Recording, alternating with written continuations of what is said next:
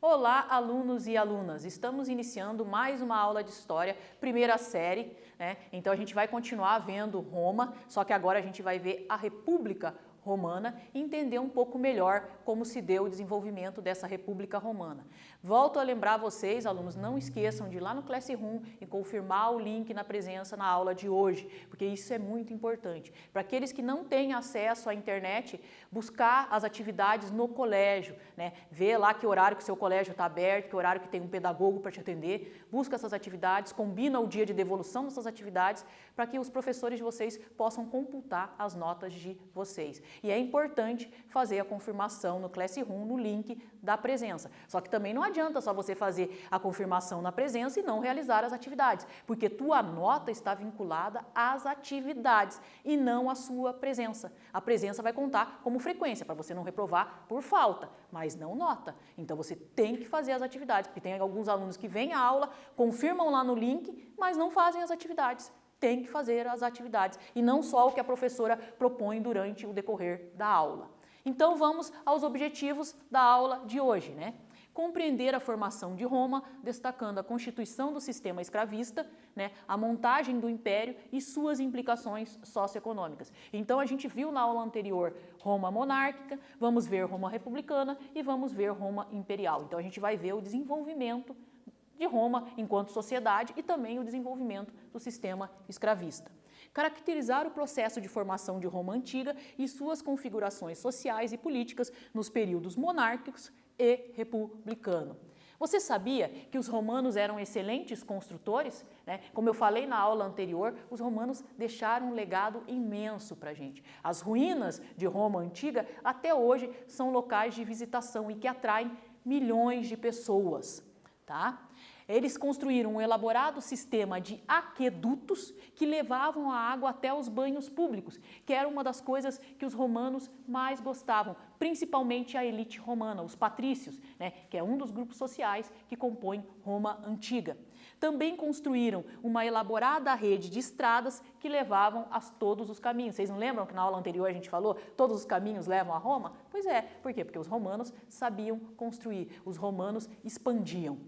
Tá? Então aqui, ó, todos os caminhos levam a Roma. Essa frase foi dita e pensada pelos romanos. Então os romanos também eram pensadores, né? Pela habilidade de fazer vias de acesso, ligavam a todos os cantos. Roma, Roma, Roma, tudo leva a Roma. O exército romano se deslocava por todas as regiões por essas vias. Hoje, a cidade de Roma, você pode realizar um tour histórico pelas principais vias de Roma antiga, que é um legado sem precedentes. Imagine você estar caminhando em cima de uma antiga estrada romana. Você pode fazer isso, é só você fazer uma visitação e um tour por Roma. Então aqui a gente tem um local de visitação, né, onde as pessoas vão para fazer esses tours. Aqui a gente tem a Via Sacra. Então aqui vocês estão vendo, né, os restos das ruínas romanas, né, que são da antiga Roma, ó. Né, vocês podem perceber que tem, né, toda a arquitetura antiga e aqui é uma das antigas estradas romanas, onde passavam as legiões romanas, no Império Romano, na monarquia, na República. Né? Então é um legado sem precedente para nós contemporâneos. Qual que vai ser a problemática da nossa aula de hoje? Né? A formação e a organização da República Romana e suas implicações sociais. O que a República Romana trouxe para os romanos? O que ela causou dentro de Roma? Qual era a questão entre patrícios e plebeus? Como essas questões sociais vão se desenvolver ao longo da história republicana romana? Então a gente vai entender um pouco melhor como isso ocorre.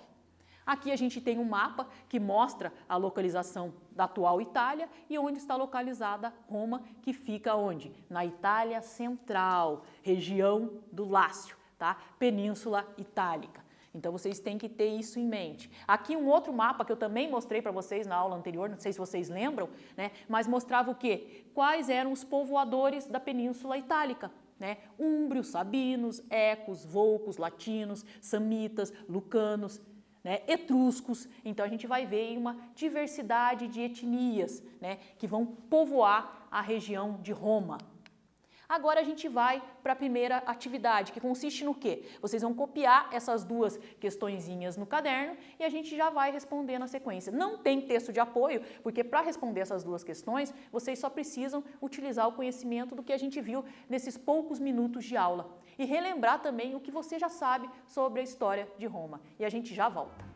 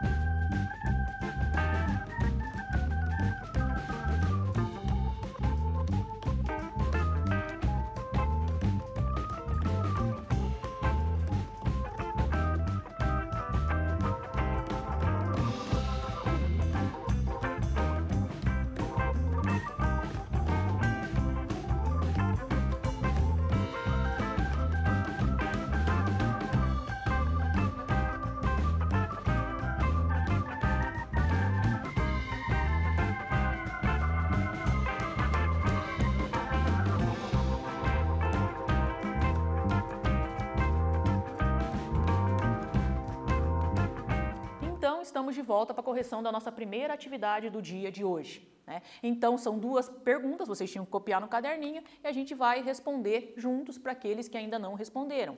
Qual a importância das estradas para os romanos?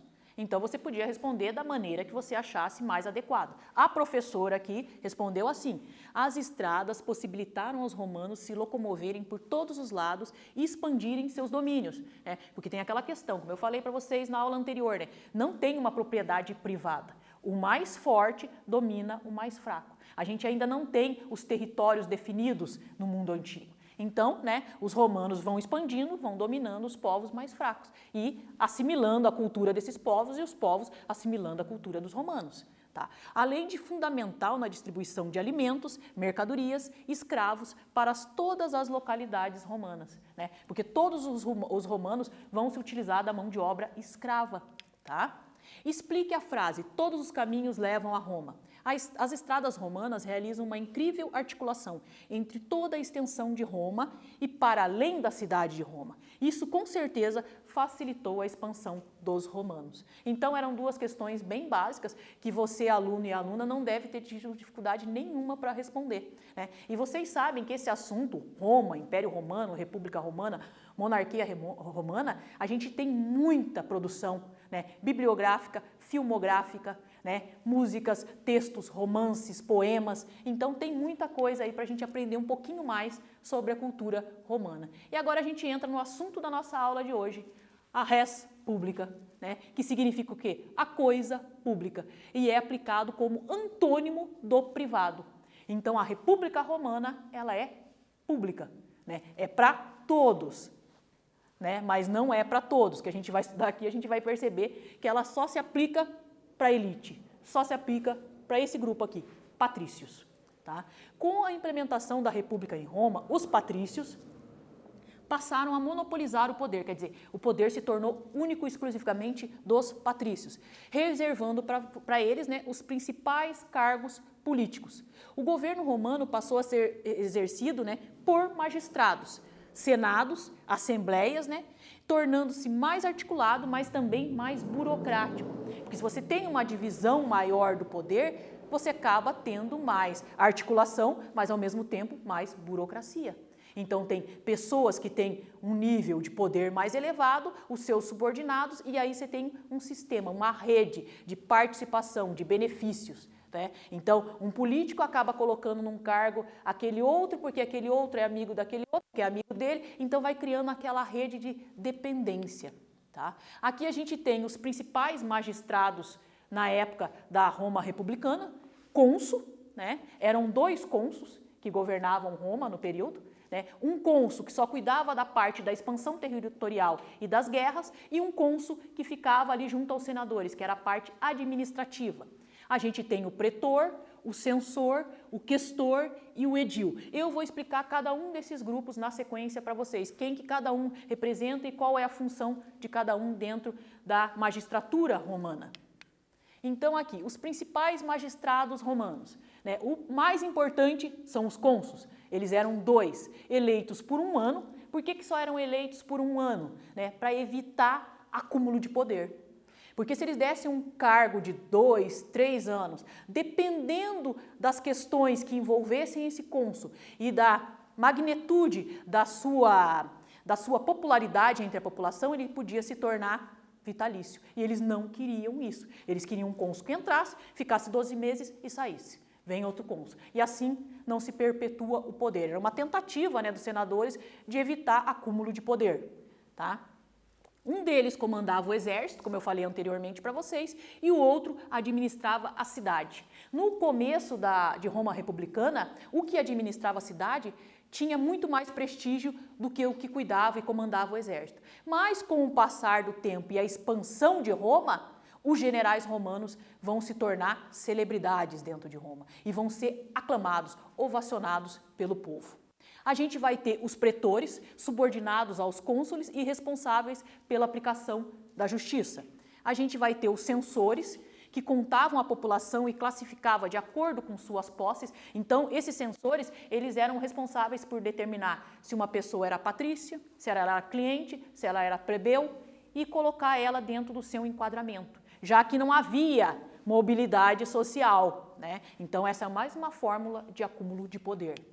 Tá? A gente tem os questores, que cuidavam da arrecadação dos impostos e das despesas públicas, os edis, que respondiam pelo policiamento e pelo abastecimento e pela conservação de ruas e organização de espetáculos públicos, como os espetáculos que ocorriam, por exemplo, no Coliseu, né, onde o povo se reunia para ver lutas, para ver animações, para ver isso. Então, ele era responsável pelas festividades para o povo romano.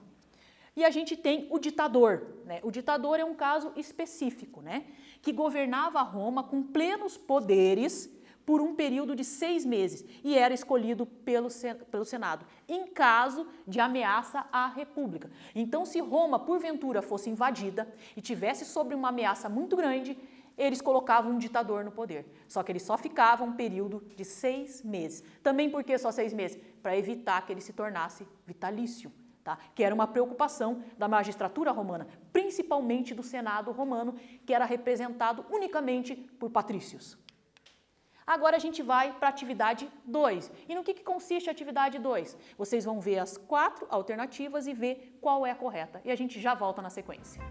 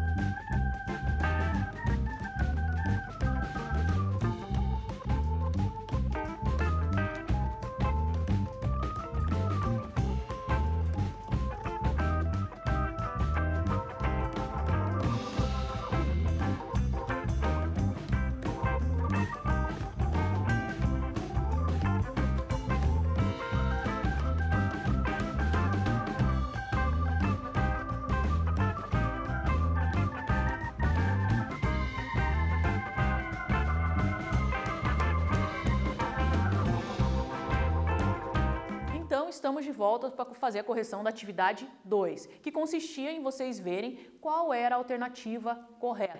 E a correta é a letra D. Na República Romana, os patrícios passaram a monopolizar o poder, quer dizer, se tornaram os únicos detentores do poder em Roma, reservando para si os principais cargos políticos. Então, os cargos da magistratura eram todos ocupados por patrícios. Os plebeus não tinham acesso à inclusão, dentro das questões políticas. Eles não tinham participação política. Aqui, o que as fontes nos dizem? Vocês sabem, que as fontes são o quê? São aquele documento primário, que foi feito ou elaborado na época em que aconteceu determinado fato histórico e chegou até nós. Então a gente vai ter, sobre o período de Roma Antiga, vários documentos, principalmente uma produção muito grande de gregos, tá? Romanos também, mas gregos muito, tá? E a gente também vai ter os artefatos arqueológicos, os afrescos de parede, que eram muito comum dentro das casas dos patrícios, eles fazerem os afrescos nas paredes, então isso também retrata um pouco do cotidiano, da vida social, de como era a vida política romana. Então a gente tem um arcabouço de fontes muito grande para se estudar Roma Antiga. Então aqui, um texto de apoio que a gente vai ler juntos, tá? Os magistrados romanos por Políbio. Então aqui, o governo da República Romana estava dividido em 3 corpos, todos bem equilibrados em termos de direitos, que ninguém, mesmo sendo romano, poderia dizer com certeza se o governo era aristocrático, que tem uma aristocracia que domina a política, democrático, com a participação popular do povo, ou monárquico, onde você tem um governante soberano. Então você não conseguia dizer se a República Romana era aristocrática, democrática ou monárquica. Com efeito, a quem fixar atenção no poder dos cônsules, que eram 2, como eu falei para vocês, um que administrava e um que comandava o exército, a Constituição Romana parecerá monárquica. A quem fixá-lo no Senado, ela mais se parecerá aristocrática, já que tem um predomínio de quem? Dos patrícios. E a quem se fixar no poder do povo, ela parece claramente democrática, quando você vai até os plebeus, que representam quase 80% da população romana nesse período. Então a gente vai ter dentro de Roma, uma configuração que move entre 3 formas de regime: aristocrático, democrático, monárquico. Tá? Isso aqui é um trecho de uma fonte, Políbio, História Universal, onde ele conta a história de Roma desde sua fundação até o seu declínio. Tá? Aqui, Políbio, que é o escritor da nossa fonte que a gente viu anteriormente, ele era grego, geógrafo e historiador da Grécia Antiga. Então, os gregos, eles vão se fixar muito na história romana e vão fazer vários textos. A gente tem Plutarco, os 12 Césares, a gente tem várias obras, Cícero, a gente tem várias obras aí que a gente pode buscar que fala sobre Roma Antiga. Tá? Então, várias obras posteriores vão se basear em Políbio, como é o caso de Tito Livio, Ab Uber Candida, desde a fundação da cidade, onde ele vai desde a fundação de Roma até o declínio de Roma. Então, muitas obras posteriores se baseiam nesse autor aqui, que é o Políbio. O Senado. O Senado ele era composto por 300 membros vitalícios. O que é vitalício? Para toda a vida. Então, o romano patrício se tornava senador e ele ia ficar senador até a sua morte. Então, era um cargo vitalício. Não era passado de pai para filho. Então, morria esse senador romano, era escolhido um novo membro entre a elite patrícia para ocupar essa cadeira. Tá? E eles eram em número de 300 homens. As mulheres não tinham participação política em Roma. Tá? Zelava pela religião e pelos direitos e interesses da cidade, era consultado antes de qualquer decisão importante envolvendo a cidade de Roma, era considerado por alguns como o principal órgão da República Romana, o Senado.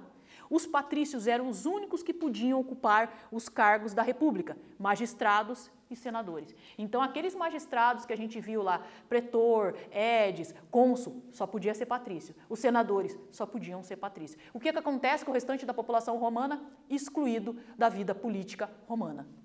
Tá? Aqui a gente tem uma imagem, uma representação que mostra como se reunia o Senado romano. Então aqui os membros sentavam em arco, tinha no meio um centro que seria um palco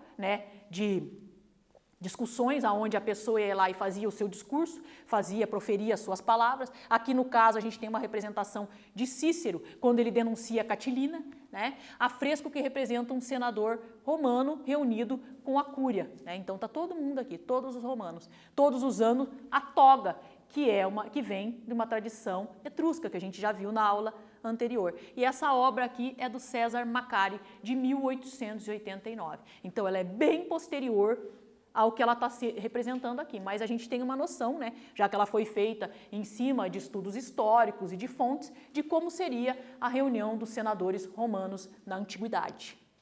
A Assembleia. Eram 3 assembleias romanas, também faziam parte da República Romana, né? A gente tem a Assembleia das Tribos, que reunia os cidadãos conforme o local de residência ou a origem e elegia os questores e os edes. Então, dentro de uma determinada região ou residência, ia sair um patrício que ia se tornar questor e um outro que ia se tornar edes. E isso era para todas as regiões de Roma. A Assembleia da Plebe, né, representada exclusivamente por plebeus, votava assuntos de interesse da plebe. Só que os assuntos de interesse da plebe nem sempre eram respeitados pelos patrícios. E é isso que a gente vai perceber ao longo da República Romana, né, que os patrícios não respeitavam os direitos dos plebeus. E como os plebeus eram maioria, e eles também ingressavam nas fileiras do exército, porque eles eram a maior parte dos soldados, né, eles queriam direitos políticos. E a gente vai perceber que a pressão plebeia vai surtir efeito em cima dos senadores romanos. Então aqui, a Assembleia Centuriata, né, reunião dos cidadãos em centúrias. O que são centúrias?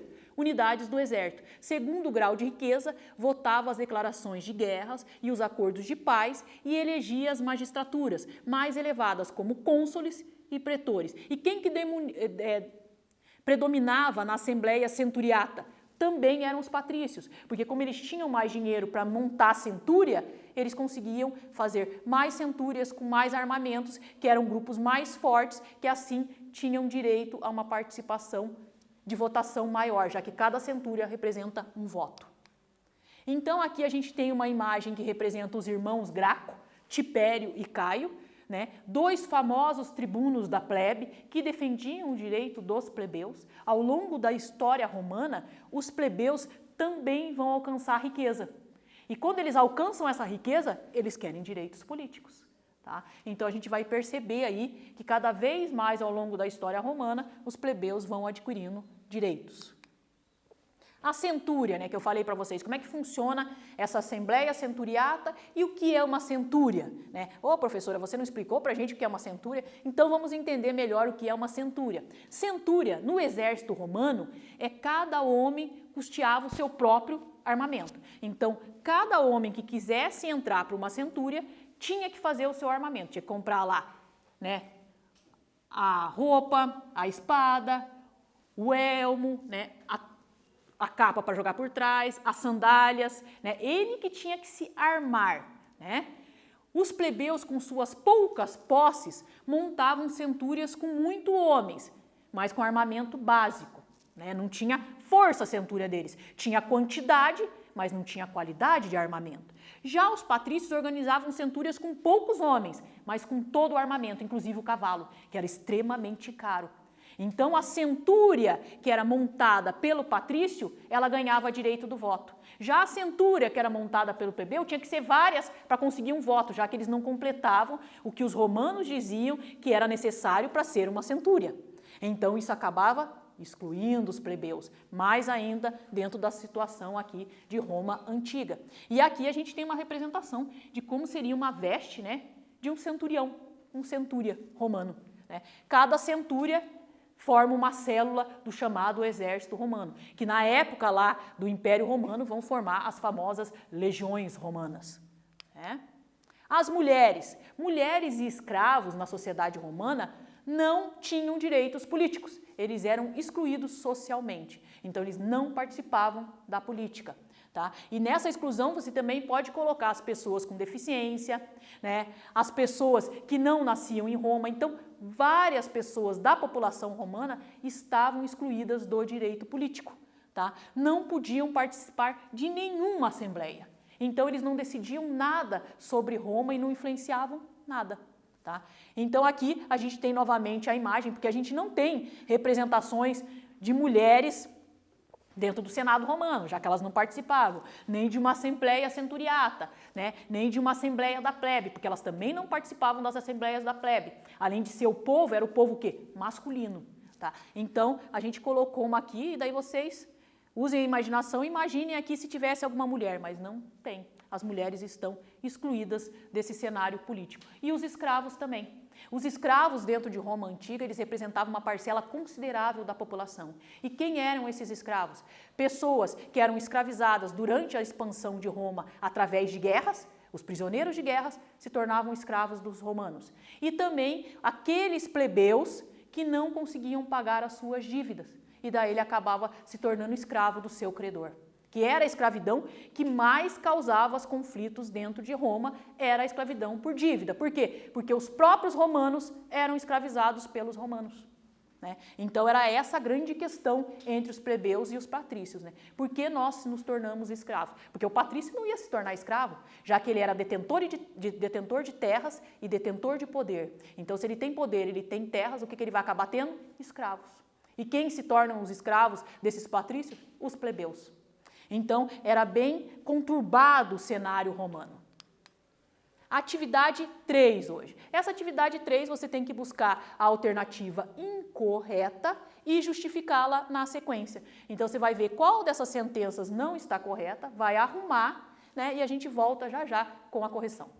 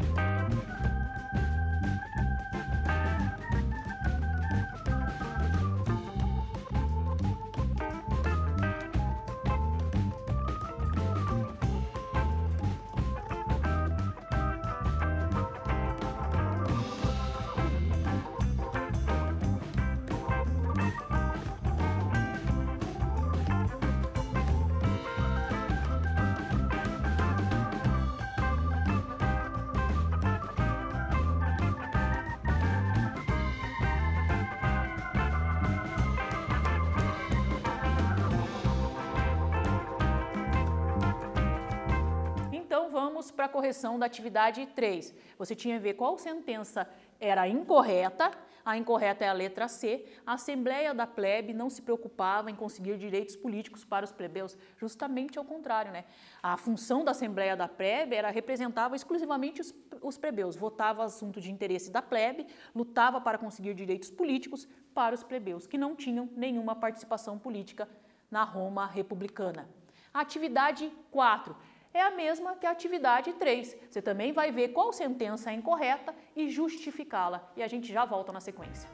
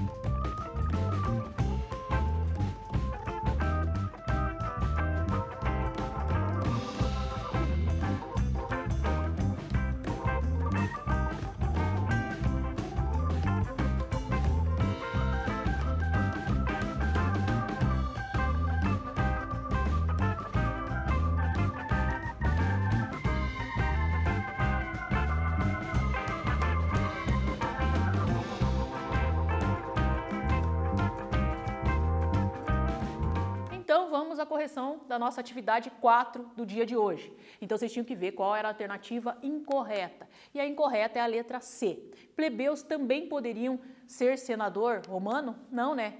Os patrícios eram os únicos que tinham direito de ocupar cargos no Senado romano. Os plebeus eles estavam excluídos da política Romana.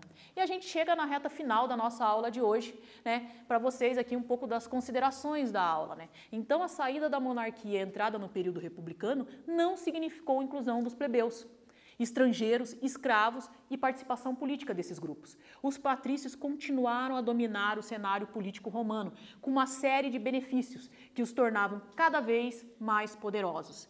Na próxima aula, a gente vai continuar vendo a República Romana e entender como ela vai entrar em colapso.